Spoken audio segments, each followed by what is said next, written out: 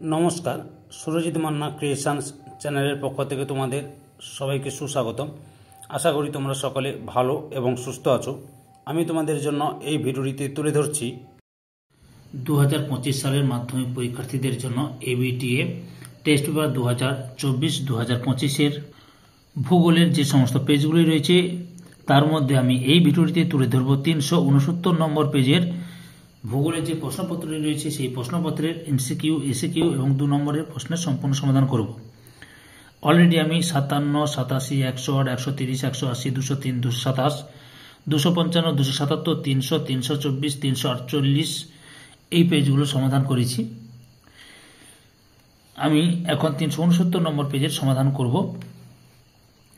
তাই তোমাদের কাছে অনুরোধ, যারা আমার চ্যানেলটিতে নতুন তারা তাড়াতাড়ি আমার চ্যানেলটিকে সাবস্ক্রাইব করো, আমার চ্যানেলের পাশে থাকো, সঙ্গে ডান দিকের বেল আইকন অল অপশনে গিয়ে প্রেস করো যাতে পরবর্তী ভিডিও নোটিফিকেশন পাও।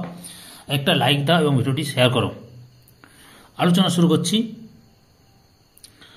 বিভাগ কয়ে একের দাগে 1.1 আরোহণ ও অবরোহণ প্রক্রিয়ার সম্মিলিত ফল হলো অপশান কয়ে পর্যায়ন।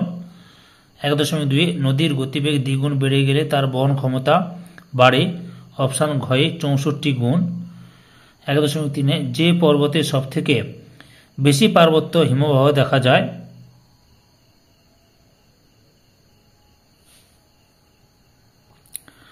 অপশান গয়ে আন্দিজ। 1.4 যে স্তরে অতিবেগুনি রশ্মি শোষিত হয় তা হল, অপশান ক্ষয়ে স্ট্র্যাটোস্ফিয়ার। 1.5 চীন সাগরে বিধ্বংসী ঝড়কে বলা হয়, অপশান কয়ে টাইফুন। 1.6 পৃথিবীর কেন্দ্রাতিক বলের প্রভাবে যে জোয়ার হয় তা হল, অপশান ঘয়ে গৌণ জোয়ার। 1.7 গঙ্গা অ্যাকশন প্ল্যান পরিকল্পনাটি গৃহীত হয় 1986 সালে। 1.8 আয়তনের বিচারে পৃথিবীতে ভারতের স্থান, অপশান ঘয়ে সপ্তম। 1.9 দক্ষিণ ভারতের অধিকাংশ নদী, অপশান ক্ষয়ে পূর্ব বাহিনী। 1.10 একটি সরলবর্গীয় উদ্ভিদ হল, অপশান কয়ে পাইন। 1.11 দক্ষিণ ভারতের ম্যানচেস্টার বলা হয়, অপশান গয়ে কোয়েম্বাটোরকে। 1.12 ভারতে কোন রাজ্যের সাক্ষরতা হার বেশি, অপশান কয়ে কেরল। 1.13 ভারতের NH-19 সড়ক পথটি বিস্তৃত, অপশান কয়ে দিল্লি থেকে কলকাতা। 1.14 টপোগ্রাফিক্যাল মানচিত্রে সমোন্নতি রেখা অঙ্কন করা হয় যে রং দিয়ে তা হলো, অপশান ক্ষয়ে বাদামি। এবার শুদ্ধ অশুদ্ধ লক্ষ্য করো। 2.1.1 মিসিসিপি নদীর বদ্বীপ পাখির পায়ের মতো দেখতে, শুদ্ধ। 2.1.2 সমুদ্রবায়ু ও স্থলবায়ু হলো আকস্মিক বায়ুর উদাহরণ, এটা হচ্ছে অশুদ্ধ। সঠিক উত্তরটি হলো সাময়িক বায়ুর উদাহরণ। 2.1.3 পশ্চিমা বায়ুর প্রবাহ হয়ে সমুদ্র স্রোত পূর্ব থেকে পশ্চিমে প্রবাহিত হয়, অশুদ্ধ। সঠিক উত্তরটি হলো পশ্চিম থেকে পূর্ব দিকে প্রবাহিত হবে। 2.1.4 ধানের খোসা পচে নির্গত হয় মিথেন গ্যাস, শুদ্ধ। 2.1.5 নবীন পলিমাটিকে ভাঙ্গার বলা হয়, এটাও অশুদ্ধ। নবীন পলিমাটিকে খাদার বলা হয়। 2.1.6 দারিদ্র্য ও অশিক্ষা জনসংখ্যার দ্রুত বৃদ্ধির জন্য দায়ী, ঠিক তথা শুদ্ধ। 2.1.7 RF সমান 1:10 লাখ এর অর্থ 1 সেমিতে 10 কিমি, এটাও শুদ্ধ। তারপর শূন্যস্থান পূরণ করো। 2.2.1 মরু অঞ্চলে বায়ু ও জল দ্বারা মিলিত কার্যের ফলে পেডিমেন্টের সম্মুখে গড়ে ওঠা সঞ্চয়িত ভূমিরূপ হল ড্যাশ, উত্তরটি হবে বাজাদা।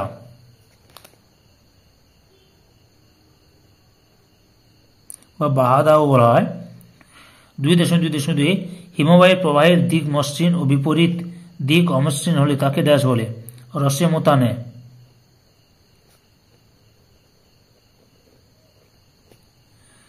2.2.3 রাত্রিবেলা স্থলভাগ থেকে জলভাগের দিকে ড্যাশ বায়ু প্রবাহিত হয়, স্থলবায়ু প্রবাহিত হয়। 2.2.4 মুখ্য জ্বরের যে স্থানে সৃষ্টি হয় তার ড্যাশ স্থানে গৌণ জ্বর হয় তার প্রতিপাদ স্থানে গৌণ জ্বর হয়। 2.2.5 ভারতের বৃহত্তম হ্রদ হল ড্যাশ। ভারতের বৃহত্তম হ্রদ হল লোকটাক হ্রদ।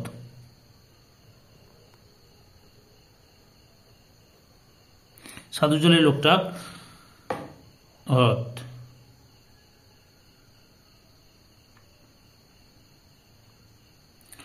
তারপরে কি রয়েছে, আর উপর হ্রদ বা লেগুন হলে চিলিকা হবে। যাই হোক, তারপরে 2.2.6 পূর্ব ভারতের বৃহত্তম পেট্রোলিয়াম শিল্প কেন্দ্রটি হল হলদিয়া। উত্তরটি হলদিয়া হবে। 2.2.7 ভারতের মহাকাশ গবেষণা সংস্থা ড্যাশ অবস্থিত। বেঙ্গালুরুতে সংস্থা ড্যাশ অবস্থিত। বেঙ্গালুরুতে অবস্থিত।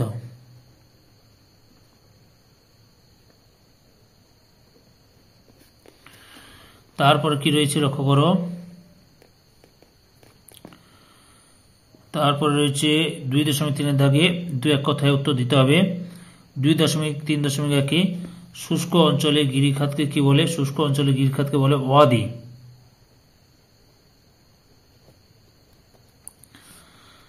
তারপরে কি রয়েছে 2.3.2 দুই ক্রান্তীয় রেখার মধ্যবর্তী তাপমণ্ডলকে কি বলে? উষ্ণমণ্ডল।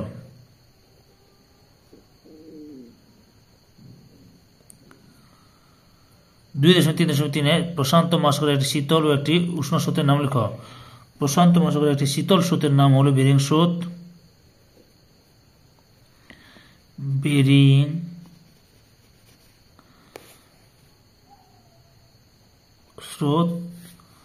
আর উষ্ণ স্রোত হচ্ছে কুরোশীয় বা জাপান স্রোত।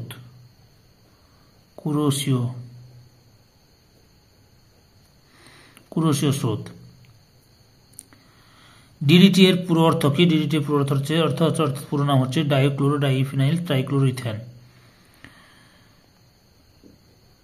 Dichloro diphenyl dichloro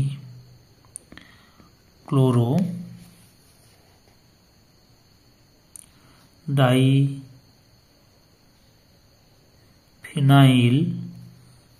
ট্রাইক্লোরোইথেন।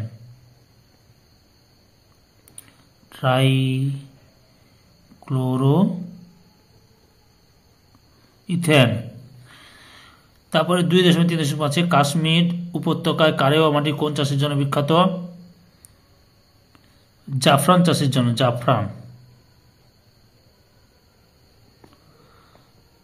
জাফরান চাষের জন্য বিখ্যাত।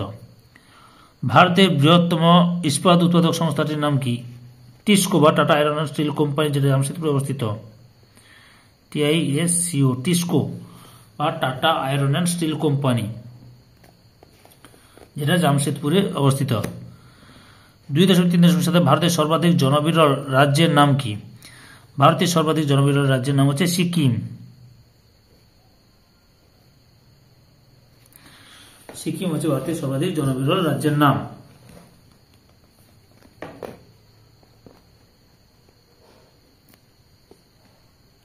দুই দশমিক বাম দিকের সঙ্গে ডান দিকের গুলি মিলিয়ে লেখ। 2.4.1 লবণাক্ত জলাভূমি 4 গুজরাট। 2.4.2 বৃষ্টির ছায় অঞ্চল 1 নম্বরে শিলং। 2.4.3 ধান গবেষণা কেন্দ্র 2 নম্বরে কটক। 2.4.4 হাইটেক সিটি 3 নম্বরে হায়দ্রাবাদ।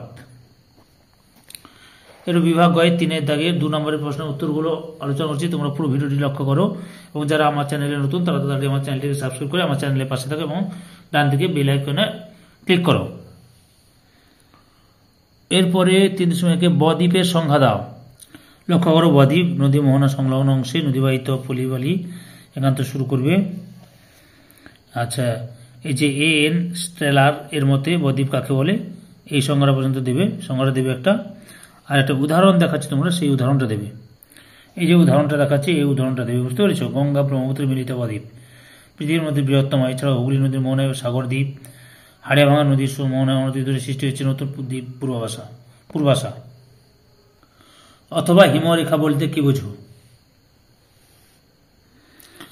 হিমরেখা উত্তরটি লক্ষ্য করো। সংজ্ঞা রয়েছে, শ্রেণীবিভাগ রয়েছে, বৈশিষ্ট্য রয়েছে, উদাহরণ রয়েছে। সমুদ্র সমতলে অবস্থান করে, এতটা পর্যন্ত লিখবে। বুঝতে পেরেছ? এতটা পর্যন্ত লিখবে। যে কাল্পনিক রেখার এখান থেকে শুরু করে।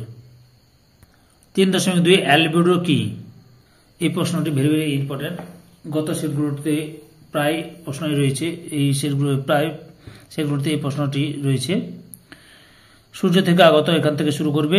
পরিমাণ সকল স্থানে সমান নয়, এতটা পর্যন্ত লিখবে। অথবা ফেরেলের সূত্রটি লেখো। লক্ষ্য করো ফেরেলের সূত্র। সংজ্ঞা, পৃথিবীর আবর্তনের ফলে এখান থেকে শুরু করবে। আবহাওয়া ও জলবায়ুকে নিয়ন্ত্রণ করে, এতটা পর্যন্ত লিখবে। 3.3 থেকে বর্জ্য ব্যবস্থাপনার 3R কথাটির অর্থ কি? লক্ষ্য করো বর্জ্য ব্যবস্থাপনা 3R সম্পর্কে। এই যে পরিবেশ সুস্থিত রাখতে বর্জ্য ব্যবস্থাপনা। আচ্ছা, বর্জ্য পদার্থগুলিকে এখান থেকে শুরু করবে। রিসাইকেল বা পুনর্নবীকরণ, এতটা পর্যন্ত লিখবে। কি রয়েছে তারপরে? অথবা রয়েছে জৈব সার কি? লক্ষ্য করো জৈব সার। সংজ্ঞা, অর্থাৎ এখান থেকে শুরু করবে। গুরুত্ব লেখো, পরে দেখাচ্ছি। সুরক্ষিত রাখে, এতটা পর্যন্ত লিখবে। 3.4 তরাই কি? লক্ষ্য করো তরাই কি? অর্থ, সংজ্ঞা, উৎপত্তি, বৈশিষ্ট্য। তরাই অঞ্চল উত্তর দক্ষিণ প্রায় 20 থেকে 30 কিমি বিস্তৃত, এতটা পর্যন্ত লিখবে। এখান থেকে এতটা পর্যন্ত। অথবাতে আশ্বিনের ঝড় কি? লক্ষ্য করো আশ্বিনের ঝড়ের সংজ্ঞা, নামকরণ, উৎপত্তি, বৈশিষ্ট্য। এর প্রভাবে উষ্ণতা হঠাৎ কমে যায়, এতটা লিখবে। সংজ্ঞা, এখান থেকে হঠাৎ কমে যায়, এতটা পর্যন্ত। 3.5 জায়িদ শস্য কি? জায়িদ শস্য লক্ষ্য করো। সংজ্ঞা, এখান থেকে শুরু করবে। এই শস্য চাষ জলসেচ এবং কিছুটা কালবৈশাখী বৃষ্টির উপর নির্ভরশীল, এতটা পর্যন্ত লিখবে। অথবাতে রয়েছে তথ্য প্রযুক্তি শিল্প কাকে বলে? লক্ষ্য করো তথ্য প্রযুক্তি শিল্প কাকে বলে। যে প্রযুক্তিগত উৎকর্ষতাকে এখান থেকে শুরু করবে, তাকে তথ্য প্রযুক্তি শিল্প বলে, এতটা পর্যন্ত লিখবে।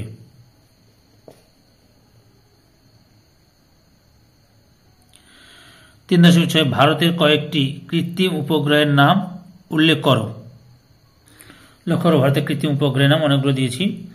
এই যে GSAT 17, PSLV C38, GSAT 19, GSLV, PSLV C37, এগুলো একটা কৃত্রিম উপগ্রহের নাম। অথবা রৈখিক স্কেলের সংজ্ঞা দাও। লক্ষ্য করো রৈখিক স্কেলের সংজ্ঞা। মানচিত্রের সরলরেখার মাধ্যমে এখান থেকে শুরু করবে। এই স্কেল একেবারে বাম দিকে গৌণ বিভাগগুলি দেখানো হয়, এতটা পর্যন্ত লিখবে। বুঝতে পেরেছ?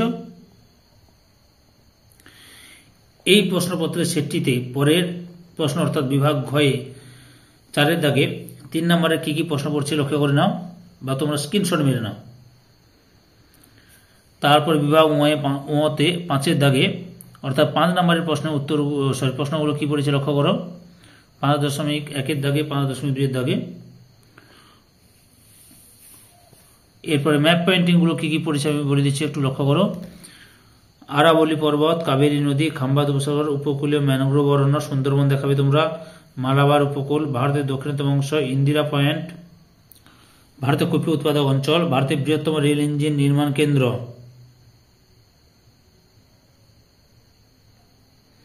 পশ্চিম ভারতের একটি মোটর গাড়ি নির্মাণ কেন্দ্র দিল্লি। সম্পূর্ণ ভিডিওটি দেখে আমার চ্যানেলের পাশে থাকার জন্য তোমাদের সবাইকে অসংখ্য অসংখ্য ধন্যবাদ।